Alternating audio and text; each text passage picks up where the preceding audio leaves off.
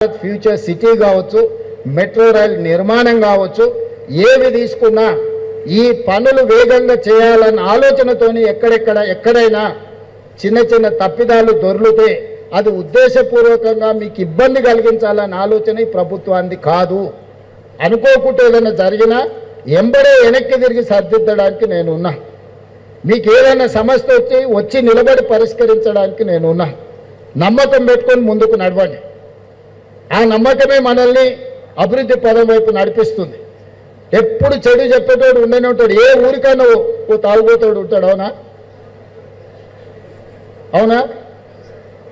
ఆ సినిమాలో ఏదో కుడి ఎడమైతే పర్వాలేదు అని పాట ఉంది కదా. ఇద్దరు రచయితలు కుడి ఎడమైతే తప్పే కాదని చర్చిస్తే అదెట్లా అని వాళ్ళు చర్చించుకుంటుంటే రాష్ట్రకు రిక్ష దొక్కేటోడు చెప్పిండట, సార్ తాగుబోతున్న మాటలు మీరు వింటారా సార్? తాగి పాడిండు ఆయన. తాగినప్పుడు ఏదో మాట్లాడతాడు, దాని గురించి మనకెందుకని. ఇప్పుడు రాష్ట్రంలో మాట్లాడేటోళ్ళు కూడా గట్లాటోళ్ళే. వాళ్ళు మాట్లాడేటి వినకండి. ఆయన ఏదో రెండేసి ఏదో మాట్లాడుతుంటాడు. రెండేసి మాట్లాడే మాటలను మనంతా సీరియస్గా తీసుకోవాల్సిన పని లేదు. మనం ఈ నగరాన్ని అద్భుతంగా నిర్మించుకుందాం. ఇక్కడ అందుకే మొదట వచ్చేది ఏ సమస్య వచ్చినా పోలీస్.